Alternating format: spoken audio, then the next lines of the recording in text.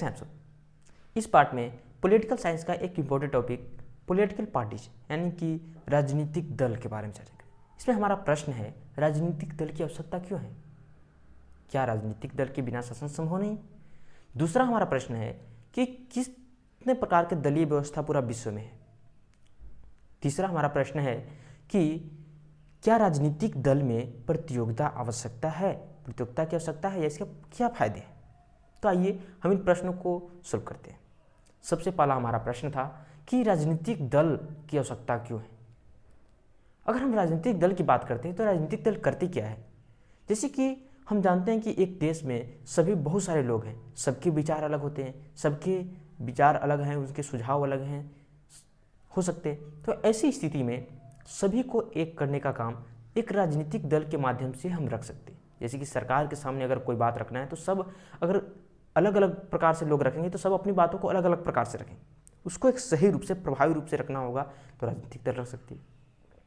दूसरा क्या है कि अगर राजनीतिक दल नहीं होगी तो जो चुनाव जीतेंगे वो सभी नेता निर्दलीय होंगे, और जब ऐसा होगा तो ऐसा संभावनाएं ज़्यादा होती है कि अगर निर्दलीय होंगे तो अपने क्षेत्रों का जहाँ से वो चुनाव जीते हैं उस क्षेत्र पर ज़्यादा ध्यान देंगे, यानी कि राष्ट्र हित के मुद्दों पर ज़्यादा कार्य नहीं करेंगे। ऐसी स्थिति में देश की एकता और अखंडता पे प्रश्न खड़ा हो जाएगा। राजनीतिक दल जिसमें कई जाति, धर्म, लिंग सभी तरह के होते हैं, यानी कि सभी तरह के भेदभाव को भुलाकर एक राजनीतिक दल बनती है।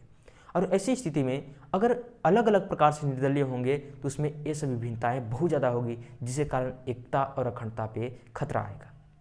उसके साथ साथ देश का विकास भी अवरुद्ध होने लगेगा और सभी तरह की बातें, बहुत तरह की समस्याएं उत्पन्न होना शुरू हो जाएगी, जिसके कारण हमारे देश में या कहीं भी शासन को चलाने के लिए राजनीतिक दल, पॉलिटिकल पार्टीज की आवश्यकता पड़ती है।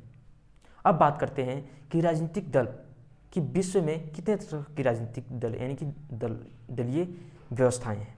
3 तरह की दलीय व्यवस्थाएं देखने को मिलते हैं। पहला है एक दलीय व्यवस्था है, दूसरा है द्विदलीय व्यवस्था है और तीसरा है बहुदलीय व्यवस्था। एक दलीय व्यवस्था में एक ही दल होता है जो कि पूरा शासन करता है, एक ही राजनीतिक दल है जो कि पूरे शासन व्यवस्था को देखरेख करता है, उसका कॉम्पिटिटिव करने वाला कोई नहीं, कंपटीशन देने वाला कोई नहीं। द्विदलीय में 2 दल होते हैं जिसमें से कभी इसमें कंपटीशन होता है, बहुदलीय में भी कंपटीशन होता है। क्यों? क्योंकि ये दोनों में से अगर द्विदलीय है तो वो भी दूसरा दल चाहेगा कि अगर हम अच्छा करेंगे तो अगला पार्टी में हमारा ही जो है स्थान रहेगा। क्योंकि राजनीतिक दल की अगर बात करें तो मुख्य लक्ष्य जो होता है वो होता है सत्ता प्राप्ति, सत्ता को प्राप्त करना। इसके लिए क्या होते हैं? प्रतियोगिताएं होती है, प्रतिस्पर्धाएं होती है। क्यों? क्योंकि अगर एक पार्टी अगर अच्छे से बेहतर ढंग से अपने कामों को करती है, क्योंकि ज़्यादा से ज़्यादा वो लोगों की, जनता को जो वोट है वो अचीव करना चाहेगा, प्राप्त करना चाहेगा, ऐसी स्थिति में कार्यों को और बेहतर ढंग से करते हैं। तो द्विदलीय या बहुदलीय, बहुदलीय कहने का आशय है 2 से अधिक दल जहाँ पे हैं, बहुत सारे दल हैं, बहुत सारे राजनीतिक दल, पार्टियां हैं और शासन व्यवस्था को चला रही है, तो वो जो दलीय व्यवस्था होता है उसको हम बहुदलीय शासन व्यवस्था कहते हैं। तो बहुदलीय या द्विदलीय में, बहुदलीय में बहुत ज़्यादा कॉम्पिटिटिव देखने को मिलता है, प्रतियोगिता बहुत ज़्यादा देखने को मिलता है। हमारा देश एक बहुदलीय शासन व्यवस्था वाला देश है। तो बहुदलीय शासन व्यवस्था में देखने को मिलता है कि प्रतियोगिताएं ज़्यादा होती है और इन प्रतियोगिताओं के कारण देश का विकास और तेजी से होता है, क्योंकि हर पार्टी चाहेगा कि सत्ता में आए, क्योंकि उनका मुख्य लक्ष्य क्या है? सत्ता प्राप्त करना। सत्ता प्राप्त करने के लिए उनको लोगों के विश्वास को जीतना होगा, उसके लिए अच्छे से विकास करना होगा, अच्छे से कार्य करके दिखाना होगा, अनेक प्रकार के जो राष्ट्र हित की बातें हैं उस पर ध्यान देनी होगी।